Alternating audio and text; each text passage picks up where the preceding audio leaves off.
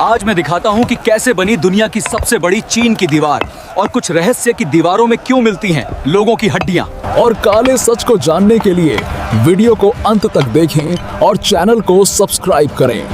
चीन की वह प्रसिद्ध दीवार जिसे दुनिया महान दीवार के नाम से जानती है, केवल ईंटों और पत्थरों का एक विशाल ढांचा मात्र नहीं है। यह इतिहास की उस अटूट जिजीविषा और साथ ही उस असीम त्रासदी की मूक गवाह है जिसे आज भी महसूस किया जा सकता है। जब हम पहाड़ों की चोटियों पर सांप की तरह रेंगती इस दीवार को देखते हैं तो हमारी आंखें इसकी वास्तुकला की भव्यता में खो जाती हैं। लेकिन इस भव्यता के पीछे छिपे हैं वे 4 से 5 लाख इंसान जिनकी हड्डियां आज भी इस दीवार की नींव में दफन हैं। यह दुनिया का सबसे लंबा कब्रिस्तान भी कहा जाता है, जहां मौत का साया हर ईंट के साथ बुना गया है। अगर हम इस दीवार की लंबाई की बात करें तो आंकड़े आपके पैरों तले से जमीन खिसका सकते हैं। 21,196 किलोमीटर। यह केवल एक संख्या नहीं है बल्कि एक ऐसा विस्तार है जो आधी दुनिया को अपने घेरे में ले सकता है। भारत के नजरिए से देखें तो कश्मीर से कन्याकुमारी तक की दूरी को अगर 6 बार मापा जाए तब जाकर इस दीवार की लंबाई के बराबर पहुंचा जा सकता है। कल्पना कीजिए एक ऐसे इंसान की जो इस दीवार के एक छोर से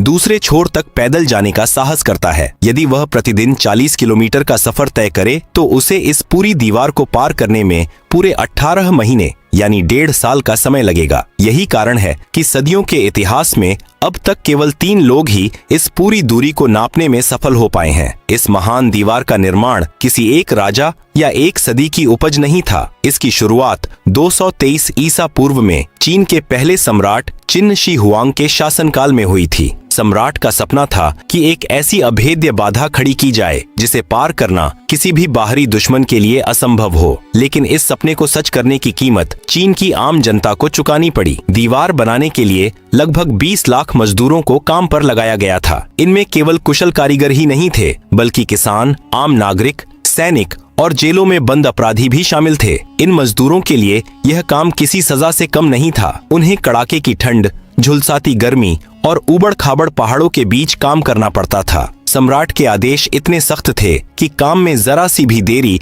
या सुस्ती की सजा सीधे मौत थी। इतिहासकार बताते हैं कि इस दीवार के निर्माण के दौरान चीन के हर घर से कम एक व्यक्ति को मजदूरी के लिए ले जाया गया था। कई बार तो घर के सभी पुरुषों को उठा लिया जाता था जो फिर कभी लौटकर नहीं आए। मजदूरों को पर्याप्त भोजन नहीं मिलता था और बीमारियों का प्रकोप हमेशा बना रहता था। थकान, भूख और हादसों के कारण हर साल हजारों लोग दम तोड़ देते थे। सबसे हृदय विदारक बात यह है कि जिन मजदूरों की मौत हो जाती थी उनके शवों को सम्मान के साथ विदा करने या उनके परिजनों को सौंपने की कोई व्यवस्था नहीं थी। समय बचाने और मजदूरों में खौफ पैदा करने के लिए उन मृत शरीरों को वहीं दीवार की नींव में फेंक दिया जाता था और ऊपर से पत्थर रख दिए जाते थे। आज जब पर्यटक इस दीवार पर चलते हैं तो वे अनजाने में उन लाखों गुमनाम लोगों की कब्रों पर कदम रख रहे होते हैं जिन्होंने अपनी अंतिम सांसें इसी मिट्टी में छोड़ी थीं। यह दीवार केवल समतल मैदानों पर नहीं बनी है, यह बर्फीले रेगिस्तानों, गहरी घाटियों, विशाल नदियों और आसमान छूते पहाड़ों के सीने को चीरती हुई गुजरती है। चीन के शांशी प्रांत से शुरू होकर यह पीली नदी तक जाती है। उस दौर में जब आज की तरह बड़ी मशीनें नहीं थीं, तब इन भारी पत्थरों को पहाड़ों की चोटियों तक ले जाना एक चमत्कार से कम नहीं था। मजदूरों को अपने हाथों और पीठ पर पत्थर लादकर मीलों तक चढ़ाई करनी पड़ती थी। कई जगहों पर ढलान इतनी खड़ी है कि वहां खड़ा होना भी मुश्किल है, लेकिन वहां भी इस दीवार को पूरी मजबूती के साथ खड़ा किया गया है। चीन के लोग इसे पत्थर का अजगर कहते हैं। उनके लिए यह पत्थर का एक ऐसा रक्षक है जो सदियों से अपनी जगह पर अडिग खड़ा है। लेकिन इस अजगर की हर हुंकार में उन मजलूमों की चीखें भी शामिल हैं जिन्होंने इसे बनाने के लिए अपनी खुशियां, अपना परिवार और अपनी जान कुर्बान कर दी। चीन की यह महान दीवार केवल एक लंबी दीवार नहीं है बल्कि यह अपने समय की सबसे उन्नत इंजीनियरिंग और वास्तुकला का जीवंत उदाहरण है। आज से हजारों साल पहले जब आधुनिक सीमेंट और कंक्रीट का नामो निशान नहीं था, तब चीन के वास्तुकारों ने एक ऐसी तकनीक का आविष्कार किया जिसने इस दीवार को सदियों तक मौसम की मार और दुश्मनों के प्रहार से बचाए रखा। इस दीवार की मजबूती का सबसे बड़ा रहस्य इसकी पकड़ में छिपा है। वैज्ञानिकों ने जब इसकी जांच की तो वे यह जानकर हैरान रह गए कि ईंटों को जोड़ने के लिए जिस मसाले का उपयोग किया गया था उसमें चिपचिपे चावल के आटे का मिश्रण था। जी हाँ, खाने वाला चावल। उस समय चूने के साथ चावल के माइंड का एक गाढ़ा पेस्ट बनाया जाता था। यह दुनिया का पहला जैविक सीमेंट था। चावल में मौजूद एमाइलोपेक्टिन नाम का तत्व ईंटों के बीच इतनी जबरदस्त जोड़ पैदा करता था कि आज 2000 साल बाद भी कई जगहों पर एक ईंट को दूसरी ईंट से अलग करना लगभग असंभव है। इसी चावल के लेप की बदौलत यह दीवार भूकंप के झटकों और भयंकर तूफानों को झेलने में सक्षम रही। इस दीवार को बनाने में उपयोग की गई सामग्री की मात्रा इतनी अधिक है कि यह कल्पना से परे लगती है। अनुमान है कि पूरी दीवार के निर्माण में लगभग 500 अरब ईंटों का उपयोग किया गया था। इन ईंटों को बनाने के लिए मिट्टी को विशेष भट्टियों में घंटों तक पकाया जाता था ताकि वे पत्थर जैसी कठोर हो जाएं। नींव की मजबूती के लिए भारी भरकम ग्रेनाइट के पत्थरों का उपयोग किया गया था। दीवार की औसत ऊंचाई 23 फीट है, लेकिन सामरिक महत्व वाली जगहों पर इसकी ऊंचाई 35 फीट तक पहुंच जाती है। इसकी चौड़ाई इतनी रखी गई थी कि एक साथ 10 पैदल सैनिक या 5 घुड़सवार सैनिक इस पर दौड़ सकें। यानी यह केवल एक दीवार नहीं बल्कि पहाड़ों के ऊपर बना एक राजमार्ग भी था। दीवार की सुरक्षा प्रणाली का सबसे महत्वपूर्ण हिस्सा इसके निगरानी मीनार थे। पूरी दीवार पर ऐसे करीब 25,000 निगरानी मीनार बने हुए हैं। हर 100 मीटर की दूरी पर एक मीनार बनाया गया था ताकि सैनिक एक दूसरे की गतिविधियों को देख सकें। ये मीनार केवल निगरानी के लिए नहीं थे, बल्कि इनमें सैनिकों के रहने के लिए कमरे, अनाज के गोदाम और हथियारों के भंडार भी थे। एक निगरानी मीनार में कम से कम 25 सैनिक स्थायी रूप से रह सकते थे। इन मीनारों की छत पर खड़े होकर सैनिक मीलों दूर तक दुश्मन की आहट सुन सकते थे। उस दौर में दूरभाष या आकाशवाणी नहीं थे, फिर भी पूरी दीवार पर संदेश बिजली की गति से फैलता था। इसके लिए एक खास संकेत व्यवस्था बनाई गई थी। दिन के समय अगर दुश्मन दिखाई देता तो मीनार से झंडे लहराकर या धुएं के माध्यम से संकेत दिया जाता था। रात के समय रोशनी के लिए आग जलाई जाती थी। एक मीनार से धुआं या आग देखते ही अगला मीनार भी वैसा ही करता और देखते ही देखते कुछ ही घंटों में सैकड़ों किलोमीटर दूर सम्राट के दरबार तक यह खबर पहुंच जाती थी कि हमला होने वाला है। दीवार के ऊपरी हिस्से में जगह जगह छोटे छोटे छेद और खांचे बनाए गए थे। ये छेद सैनिकों के लिए कवच का काम करते थे। सैनिक इन छेदों के पीछे छिपकर दुश्मनों पर तीरों की बौछार करते थे। बाद के समय में जब बारूद का आविष्कार हुआ तो इन्हीं सुराखों में तोपें और बंदूकें फिट कर दी गईं। दीवार के भीतर कुछ ऐसे गुप्त दरवाजे और सुरंगें भी बनाई गई थीं, जिनका पता केवल चीन के खास सेनापतियों को होता था। इन गुप्त रास्तों का उपयोग दुश्मनों को भ्रमित करने के लिए किया जाता था। जब दुश्मन दीवार के सामने व्यस्त होता तो चीनी सैनिक इन गुप्त सुरंगों से निकलकर पीछे से उन पर हमला कर देते थे। कई इतिहासकारों का मानना है कि इन गुप्त रास्तों का उपयोग मंगोलिया के इलाकों में जाकर जासूसी करने और लूटपाट करने के लिए भी किया जाता था। यह दीवार उस समय के चीन की सैन्य ताकत और बुद्धिमत्ता का प्रतीक थी। चीन की इस महान दीवार को अक्सर केवल एक रक्षा कवच के रूप में देखा जाता है, लेकिन इसके अस्तित्व के पीछे एक गहरा सामाजिक और आर्थिक संघर्ष छिपा था। यह दीवार महज पत्थर और ईंटों का ढेर नहीं थी, बल्कि यह दुनिया की दो सबसे बड़ी ताकतों, एक तरफ शांत और समृद्ध खेती करने वाली सभ्यता और दूसरी तरफ आक्रामक खानाबदोश योद्धाओं के बीच की एक लक्ष्मण रेखा थी। प्राचीन चीन के भौगोलिक परिदृश्य को देखें तो यह विषमताओं से भरा था। दक्षिण और मध्य चीन में पीली नदी के किनारे उपजाऊ जमीन थी, जहां लोग व्यवस्थित तरीके से खेती करते थे और एक समृद्ध जीवन जीते थे। लेकिन इसके ठीक उत्तर में मंगोलिया और मंचूरिया के इलाके थे, जहां की जमीन बंजर थी और मौसम बेहद क्रूर। वहां रहने वाले लोग खानाबदोश चरवाहे थे। जब भी इन खानाबदोश इलाकों में अकाल पड़ता या संसाधनों की कमी होती तो ये योद्धा अपने घोड़ों पर सवार होकर बिजली की गति से चीनी गांवों पर हमला कर देते थे। वे अनाज, पशु और कीमती सामान लूटकर पलक झपकते ही वापस उत्तर की ओर गायब हो जाते थे। इसी निरंतर लूटपाट और असुरक्षा से तंग आकर चीनी सम्राटों ने इस विशाल दीवार को बनाने का निर्णय लिया ताकि अपनी सीमाओं को हमेशा के लिए बंद किया जा सके। बहुत कम लोग जानते हैं कि इस दीवार का एक मुख्य उद्देश्य प्राचीन रेशम मार्ग की सुरक्षा करना भी था। उस दौर में चीन का रेशम पूरी दुनिया में बेशकीमती माना जाता था। रोम से लेकर भारत तक के व्यापारी इसी रास्ते से चीन आते थे। दीवार के निर्माण ने चीन को दो बड़े फायदे दिए। पहला, सुरक्षा। व्यापारी अब बिना किसी लुटेरे के डर के अपना कीमती सामान ला और ले जा सकते थे। दूसरा, कर। दीवार पर बने द्वारों के माध्यम से सम्राट व्यापार पर नियंत्रण रख सकते थे। हर व्यापारी को चीन की सीमा में प्रवेश करने के लिए कर देना पड़ता था, जिससे साम्राज्य के खजाने में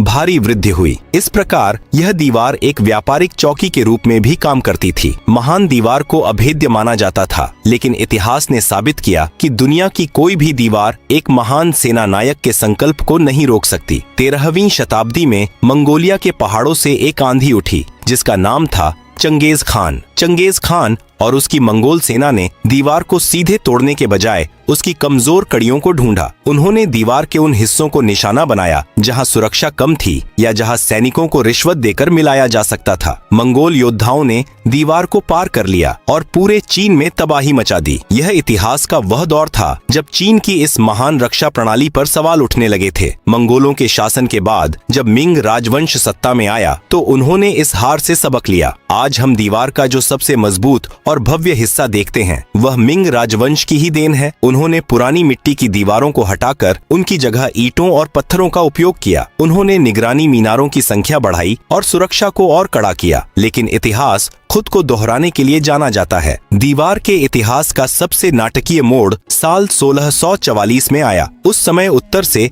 मंचू कबीले के योद्धा हमला कर रहे थे। शानहाई दर्रे पर तैनात चीनी सेनापति वू सांगुई ने एक ऐसा फैसला लिया जिसने चीन का इतिहास बदल दिया। अपने निजी स्वार्थों और आंतरिक विद्रोहों के चलते उसने मंचू योद्धाओं के लिए दीवार के दरवाजे खोल दिए। बिना किसी युद्ध के दुश्मन दीवार के भीतर दाखिल हो गया। इसके साथ ही मिंग राजवंश का अंत हुआ और चिंग राजवंश की शुरुआत हुई। जब मंचू साम्राज्य ने मंगोलिया और चीन दोनों पर कब्जा कर लिया तो यह महान दीवार बेकार हो गई। अब दीवार के दोनों ओर एक ही साम्राज्य था, इसलिए रक्षा की जरूरत ही नहीं रही। हजारों सालों की मेहनत और लाखों लोगों की जान लेने वाली यह दीवार अंत में एक विफल योजना बनकर रह गई। चीन की महान दीवार के सदियों पुराने इतिहास के सफर के अंतिम पड़ाव पर जब हम पहुंचते हैं तो हमारे सामने एक ऐसी तस्वीर उभरती है जो जितनी गौरवशाली है उतनी ही विवादास्पद भी। यह दीवार आज भी दुनिया के 7 अजूबों में शामिल है, लेकिन आधुनिक विज्ञान और इंसानी लालच ने इसके वजूद पर कई सवालिया निशान खड़े कर दिए हैं। बचपन से ही हमें यह बताया गया कि चीन की दीवार इतनी विशाल है कि इसे अंतरिक्ष या छात से भी नंगी आंखों से देखा जा सकता है, लेकिन सच्चाई यह है कि यह केवल एक लोकप्रिय मिथक है। जब चीन के पहले अंतरिक्ष यात्री यांग लिवेई 2003 में अंतरिक्ष से लौटे तो उन्होंने स्पष्ट किया कि उन्हें वहां से यह दीवार दिखाई नहीं दी। अमेरिकी अंतरिक्ष एजेंसी के अनुसार कम ऊंचाई वाली कक्षा से भी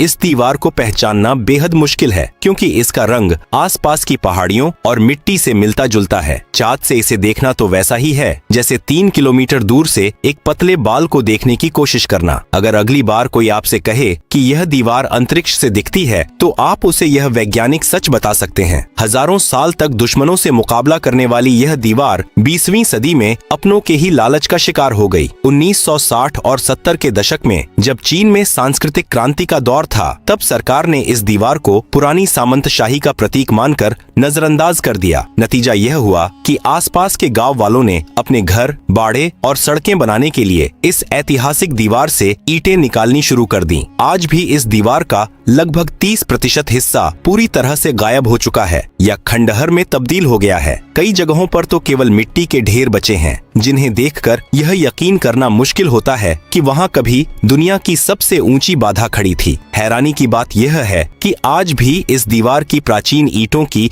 अंतर्राष्ट्रीय बाजार में भारी मांग है। इतिहास की एक निशानी के तौर पर लोग इन ईंटों को अपने पास रखना चाहते हैं। कई रिपोर्टों के अनुसार चीन के ग्रामीण इलाकों में आज भी इन ईंटों की चोरी और तस्करी होती है। एक प्राचीन ईंट की कीमत हजारों रुपयों में हो सकती है। हालांकि अब चीन की सरकार ने इसे रोकने के लिए बेहद सख्त कानून बनाए हैं और भारी जुर्माने का प्रावधान किया है, लेकिन फिर भी चोरी छिपे यह खेल जारी है। दीवार के ऐतिहासिक महत्व को देखते हुए संस्था ने साल 1987 में इसे विश्व ऐतिहासिक धरोहर घोषित किया। इसके बाद दुनिया का ध्यान इसकी रक्षा की ओर गया। आज हर साल 1 करोड़ से भी अधिक पर्यटक इस दीवार को देखने के लिए बीजिंग और उसके आसपास के इलाकों में आते हैं। न केवल चीन के गौरव गौरव का प्रतीक है बल्कि उसकी अर्थव्यवस्था की रीढ़ भी है। कई लोग इस दीवार को एक विफल योजना कहते हैं क्योंकि इसने मंगोलों या मंचू योद्धाओं को पूरी तरह नहीं रोका, लेकिन इतिहास का एक दूसरा पहलू भी है। द्वितीय विश्व युद्ध के दौरान इसी दीवार ने जापानी सेना को रोकने और चीनी सैनिकों को प्रशिक्षण देने में महत्वपूर्ण भूमिका निभाई थी। आज यह दीवार केवल एक सैन्य ढांचा नहीं है बल्कि यह चीन की अटूट इच्छा शक्ति का प्रतीक है। यह बताती है कि एक राष्ट्र अपनी सुरक्षा और अपने अस्तित्व के लिए किस हद तक जा सकता है। चीन की महान दीवार के इस सफर को समाप्त करते समय हमें उन लाखों मजदूरों को नहीं भूलना चाहिए जिनकी हड्डियां इस दीवार के पत्थरों के बीच दफन हैं। यह दीवार उनकी मेहनत, उनके पसीने और उनके खून की कहानी कहती है। आज जब हम इसकी चोटियों पर खड़े होकर बादलों को नीचे तैरते देखते हैं तो हमें एहसास होता है कि यह केवल ईंट और पत्थर नहीं है बल्कि इंसानी जज्बे का